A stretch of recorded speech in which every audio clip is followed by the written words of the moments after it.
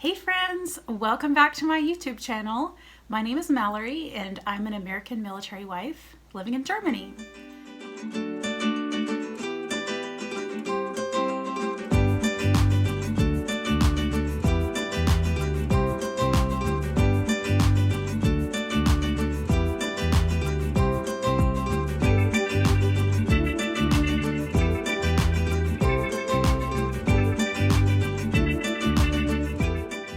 If you are watching this video, then you probably are interested in this pregnancy series. And hopefully you have watched last week's video on week 5, which I apologize now for that mess up because I was calculating, or not calculating, but thinking of the weeks incorrectly. So last week should have been week 5, but I kept saying week 4.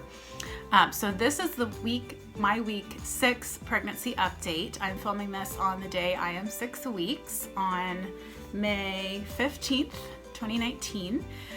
Not sure when it'll actually go up, but I'm filming it on this day so I can have an accurate record.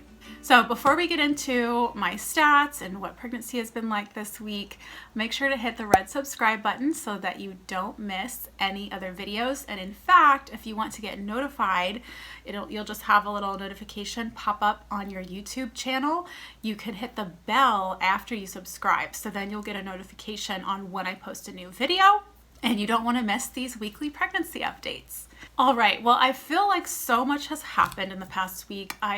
At first was doubting on whether I really wanted to do a weekly update for YouTube, but a lot of stuff happens every week, and so at this point I'm going to be filming a weekly video. So I know some people do like every other week or monthly, but I'd rather do weekly so then you can really see the progression across the weeks and months. So let's just start with little stats that I like to do just to keep track. This is not for comparison with anybody else. This is just to track my own progress. And so we start out with my weight. And actually, I am way less than I did last week. And this may be because I've weighed myself closer to the morning when I get up. The last week I weighed myself in the middle of the day, and that's because the week before that I weighed myself in the middle of the day. But we are getting ready to go on a trip this afternoon, so I can't weigh myself this afternoon, and I wanted to get this video filmed.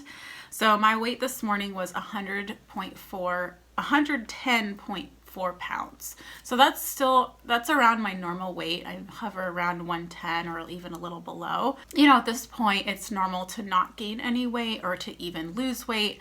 I probably have been eating a little less than normal this past week because of morning sickness, and I'll get to that.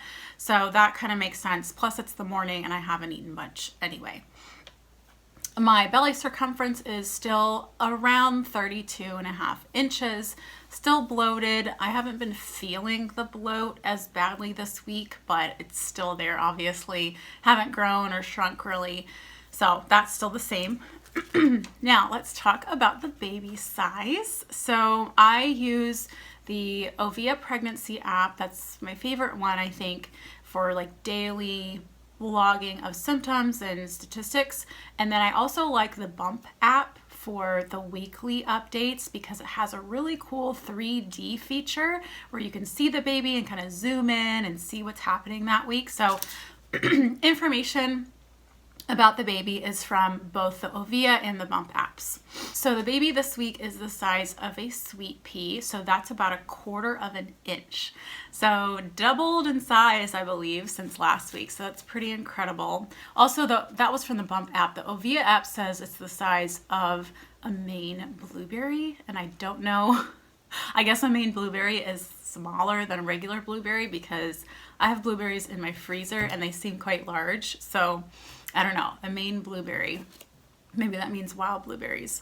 So this week, the baby has arm and leg buds that are forming, and they can even flap them, which is really incredible. I mean, 6 weeks, they can move already. They have dark eye buds that are forming kind of on the side of the head, and eventually they'll, of course, move front. The baby kind of looks like a little baby shrimp, just the way that it's shaped.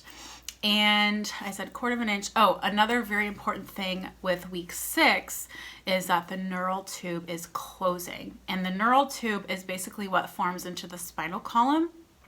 And this is a very crucial period because you want to make sure that you are taking a really good prenatal vitamin that has folate in it, and that's a better form than folic acid. Folic acid is the synthetic form and is found in most prenatals, but folate really is a better absorbed form. It's the real food form of folic acid, so you find it in your leafy greens and such.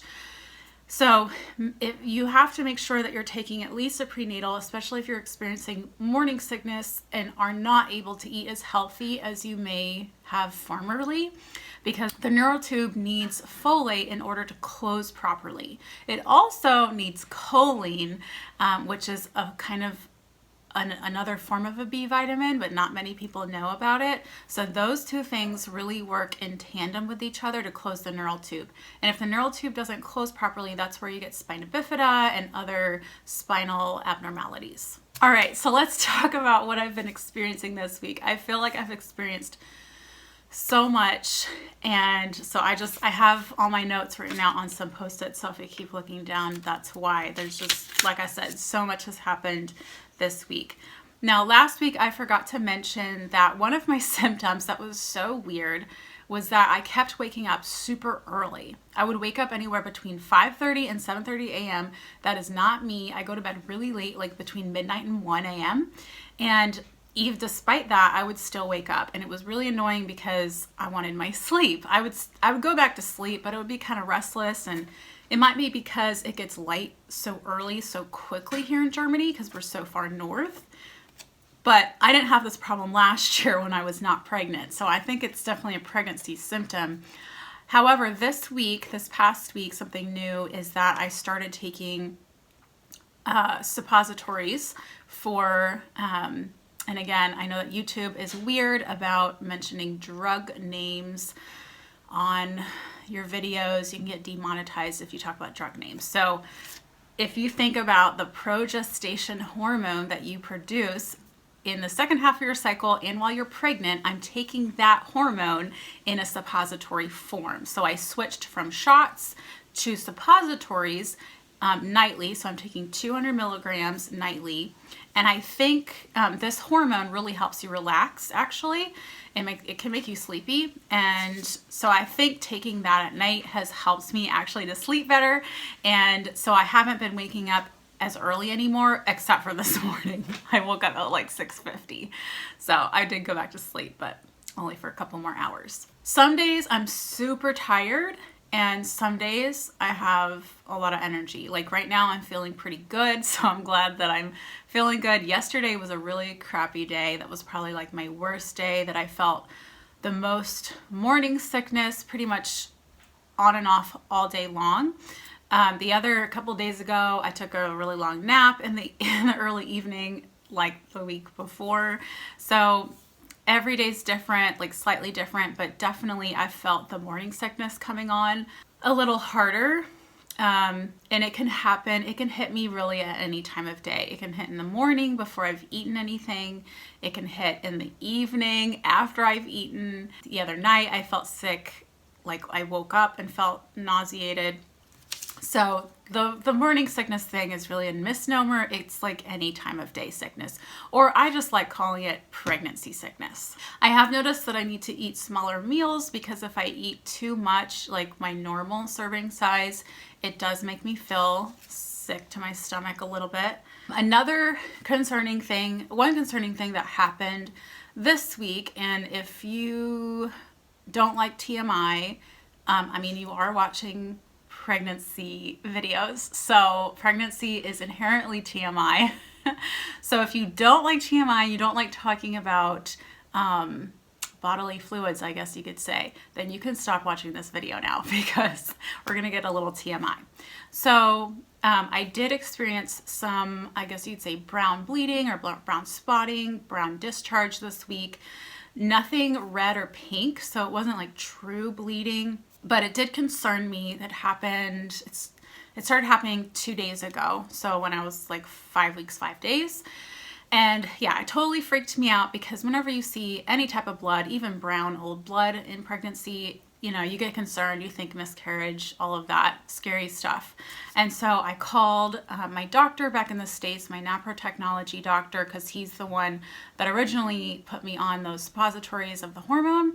And I was thinking, well, maybe I'm having some irritation from those suppositories. So I called his office. He said not to worry, totally fine, but to still follow up with my German OB.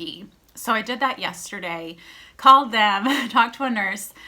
She checked. She said it's nothing to worry about. That brown spotting is totally normal in early pregnancy. They gave me the name of this ointment to use that you can just get OTC at an apotheca.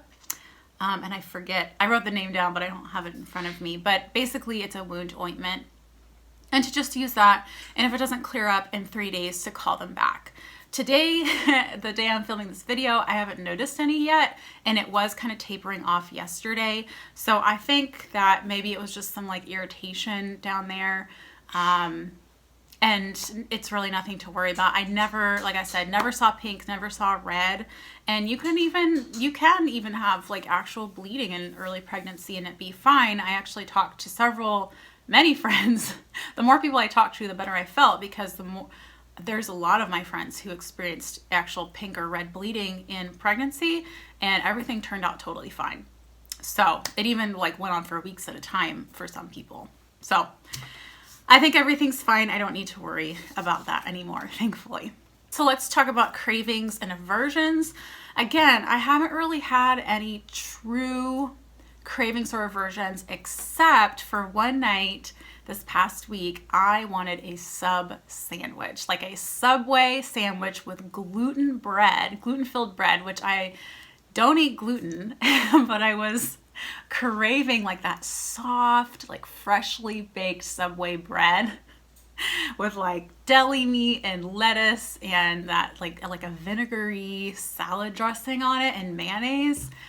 I tried to recreate it at home, but it wasn't quite, it didn't really do it for me. So that's been like my only real craving. I have had some slight aversions, like I cooked broccoli one day this past week, and then the smell later just was so nasty, just made me want to gag. I'm still wanting salty things over sweet things, and also like more tangy tart things, like kind of more on the sour side.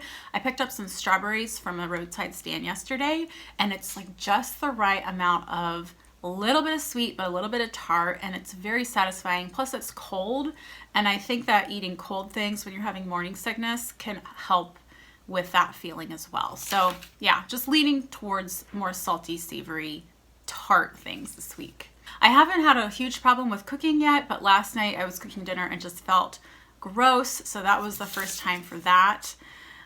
Surprisingly, eating some dark chocolate in the evenings when I felt kind of icky, that's helped. It might be because chocolate has magnesium in it, and magnesium can help alleviate morning sickness. Also, I wanted to show you guys a couple things that I am using for morning sickness in case it's helpful. So first, I am using this Vitasorb B6 from BioCare, and again, I mentioned them in the last video and I really like them. They have quality products from the UK, and they actually ship worldwide. So even if you're in the US, you can order BioCare.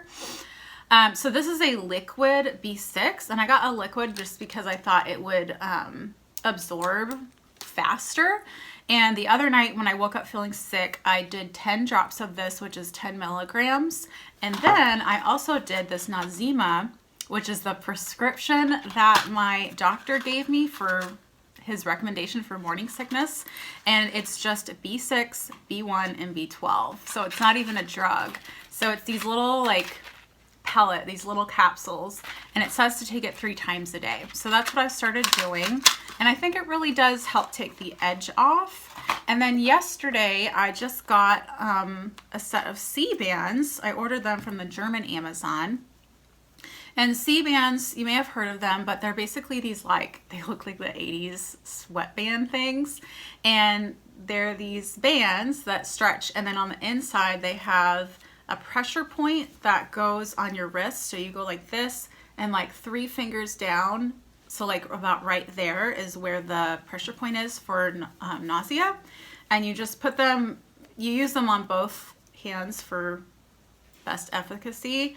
And it's like that. So it just kind of pushes in. You don't want to wear them for too long because it does make like a really big indent in your arm. But I was wearing those yesterday and it seemed to help a little bit. Like it didn't totally cure it, but I wanted to have some things in my arsenal for this trip we're going on, where it's a bus trip, so 15 hours I think. So I wanted to have like a good choice of things. Also those doTERRA ginger drops that I mentioned in the last video, been using those still as well.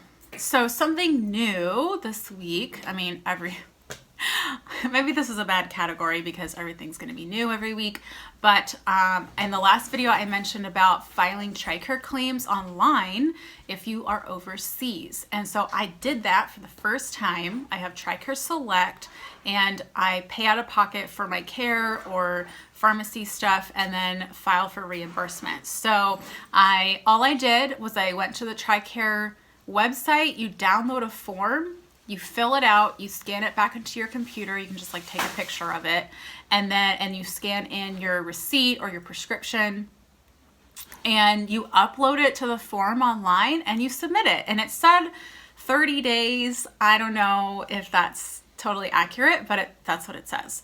It was really easy, no problem to do it, and I will be getting a reimbursement at some point in the hopefully near future. Also, another thing that I did, another thing that was new is that I started using some essential oils for morning sickness, and I forgot to bring the bottle in with me, but basically it's like a smaller dropper bottle that I made the blend in, but I used 11 drops of ginger, 11 drops of green mandarin. You could use like any other citrus oil, but green mandarin is supposed to be good for morning sickness, and 3 drops of peppermint. And I filled that in the small dropper bottle and filled it with safflower oil, which is good because it has vitamin E in it. So when you put it on your skin, it's like good for your skin, and you can also consume it if you want. But basically I've just been like putting a drop on my wrist and rubbing them together and smelling it, and that helps take the edge off as well. So essential oils can be used. You want to make sure that you dilute them properly. You want to make sure that the essential oils that you're using are safe for pregnancy, and those 3 oils are. You want to make sure that you're using a quality brand as well, because if you're using a subpar brand, it doesn't matter if it's safe for pregnancy. It could be dangerous or not good for you. So you don't want to risk that, especially in pregnancy. So just make sure that the company you're using is quality. Full disclaimer, I'm with doTERRA. I'm a wellness advocate with doTERRA. I love their products. I've used them for like over 5 years, and I feel totally confident using the oils in pregnancy that are safe from doTERRA. Also, drinking water is so important in pregnancy. Another symptom I forgot to mention is waking up feeling dehydrated and like having cracked lips. And so you want to make sure you drink enough. And so to motivate myself, I bought a new water bottle this week. Kind of a Mother's Day gift to myself, and it's Hydro Flask, and this is a very quality brand. You can find it at the PX, at least at ours, and it does have a screw on top with a little handle, and this is 32 ounces. They do have bigger ones, but I thought 32 ounces, I should be drinking at least 2 of these a day. So I've been doing pretty well. Yesterday I didn't quite hit that goal. You can also count things like herbal tea. You don't want to count coffee in there because that can be dehydrating, but you can count herbal teas, you can count coconut water, juice. But you don't want to drink too much juice, definitely dilute it. So have a fun water bottle that will motivate you to drink water. Okay, you guys, I think that's everything. I feel like once I stop this video, I'll probably think of something else. But really, yeah, things are starting to ramp up. I'm starting to feel more like this pregnancy is real. It feels like a huge accomplishment getting to 6 weeks. I don't know why, but it just seems like, I guess everybody says like morning sickness really starts around 6 weeks. My mom has been reading me her pregnancy diaries that she kept with me mostly, but then also with my brothers and my sister. So it's just fun seeing what my mom went through, and my symptoms really are mirroring hers. So that's kind of interesting. She never got sick and threw up, so I hope that's the same for me. But definitely am grateful for the symptoms I'm experiencing because, again, with pregnancy after infertility, you really do worry a lot. And I know I shouldn't, but I have. I have worried a little less this past week. But symptoms, pregnancy symptoms, definitely give me peace of mind, as weird as that sounds. As crappy as it is to feel like you're gonna gag and throw up, I am thankful for that in a weird way because it means that my hormones are surging, HCG is high, and things are working and the baby is growing. So if you're in the throes of morning sickness, just try to think of that. Try to think like my body's doing what it should. And, you know, some studies say that if you have morning sickness, you have better outcomes. Just, if you're not having really bad sickness, that doesn't mean you're going to have a bad outcome, but morning sickness can indicate a good outcome. So just keep that in mind. I know it can be tough. So just have your little things at your fingertips, your B6, your C bands, essential oils, whatever helps you feel better. And of course, run any medications past your doctor, especially if you're feeling really sick. So make sure to hit the subscribe button again and hit the thumbs up button if you guys are liking this series.